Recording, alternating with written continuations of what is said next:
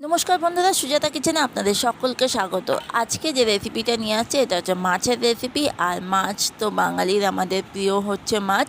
আর আজকে রান্না করব বাটা মাছ। বাটা মাছ তো অনেকেই ভালোবাসো, আর এই বাটা মাছের আজকে ঝোল করব, আর তার সঙ্গে একটা ভর্তা রেসিপি তো আছেই।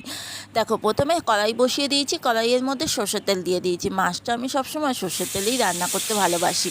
আর তার মধ্যে দিয়ে দিচ্ছি বাটা মাছগুলোকে দিয়ে দিচ্ছি। বাটা মাছগুলো কিন্তু খুব বড় সাইজের না হলেও না, বাটা মাছগুলো খুব টেস্ট হয়েছিল কিন্তু। আর এখানে আদা, জিরে, লঙ্কা বেটে নিচ্ছি, মানে মশলাটা মাছ ভাজাটা বসিয়ে দিয়ে মশলাটা করে নিচ্ছি। মশলাটা করা থাকলে তাড়াতাড়ি রান্নাটা হয়ে যায়, ওই জন্য মশলাটা করে নিলাম। এবার ওইদিকে আমার বাটা মাছগুলো বেশ লালচে লালচে করে ভেজে নিয়েছি। কয়েকটা ভাজার জন্য রেখে দিয়েছি, আর কয়েকটা দিয়ে ঝোল করব। ওই তেলের মধ্যে দিয়ে দিয়েছি ফোড়নে 5 ফোড়ন, আর তার সঙ্গে দিয়ে দিচ্ছি পেঁয়াজ। আর এই পেঁয়াজ আর 5 ফোড়নটা একটু লালচে লালচে করে ভেজে নেবো, যতক্ষণ একটা সুন্দর গন্ধ না বেরোবে, ভাজার গন্ধ। আর যাই হোক, এটা দেখো ভাজতে ভাজতে এই বেশ লালচে লালচে হয়ে গেছে। আর পেঁয়াজ ভাজাটা হয়ে গেছে যখন, তখন আমি এই সবজিগুলো দিয়ে দিচ্ছি।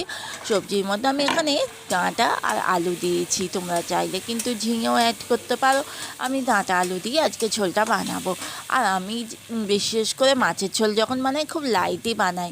তার সঙ্গে দিয়ে দিলাম, দেখো, নুন হলুদ পরিমাণ মতো দিয়ে দিলাম। আর তার সঙ্গে মশলা, বাটা মশলাটা দিয়ে দিলাম, আদা জিরে লঙ্কা বাটা। একদম সিম্পল একটা ঝোল হলে কি হবে, এই ঝোলটা দিয়ে কিন্তু ভাত খেতে বেশ ভালো লাগে কিন্তু। আর এই রকম ঝোল শরীর স্বাস্থ্যের পক্ষেও খুব উপকার। যাই হোক, ভালো করে কষানো হয়ে গেছে, আমি এবার জল ঢেলে দিলাম। এবার জল ঢেলে এটা একটু ফুটতে দিতে হবে, তারপরেই মাছ দেবো। যেই ফুটতে শুরু করে দিয়েছে তখন বাটা মাছগুলো দিয়ে দিলাম, দিয়ে এবার ঢাকা দিয়ে রান্না করে নিতে হবে। ঢাকা দিয়ে যতক্ষণ না ফুটবে ভালো করে ততক্ষণ অপেক্ষা করব। দেখো, বেশ খানিকক্ষণ পরে দেখাচ্ছি, খানিকক্ষণ মানে 5-6 মিনিট পর দেখাচ্ছি।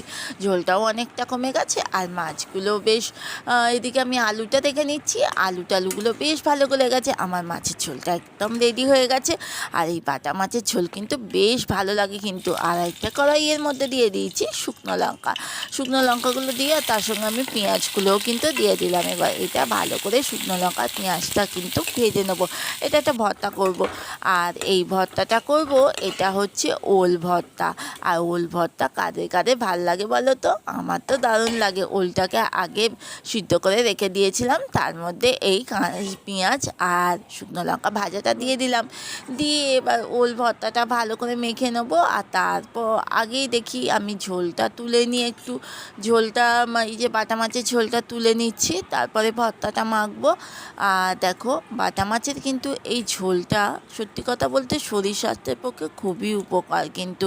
এই রকম মাছের ঝোল সবসময় একটানা আদা রসুন না খেয়ে মাঝে মাঝে মাছের ঝোল তো খাওয়া যেতেই পারে। দেখো কেমন লাগলো তোমাদের, অবশ্যই আমাকে জানিও। আর এই ভর্তাটা আমি মেখে নিচ্ছি পেঁয়াজ আর শুকনো লঙ্কা দিয়ে। আমি ওলটা মেখে নিচ্ছি।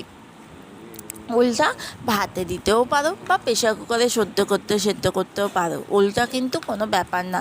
আর এই ওলটা এত ভালো ছিল, আমি প্রেশার কুকারে একটা মাত্র সিটি মেরেছি, তাতেই ভালো গলে গেছে।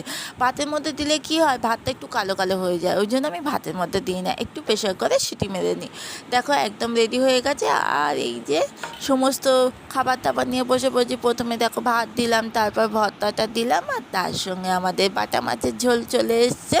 আর বাটা মাছের ঝোলের সঙ্গে আছে বাটা মাছ ভাজা। কেমন লাগলো আজকে রেসিপিটা অবশ্যই কিন্তু কমেন্ট করে তোমরা জানিও। আর ভালো লাগলে আমার চ্যানেলটাকে সাবস্ক্রাইব করতে কিন্তু ভুলো না। আজকের মতো আসছি। হ্যাঁ, তার সঙ্গে কাঁচা পেঁয়াজ আর কাঁচা লঙ্কা।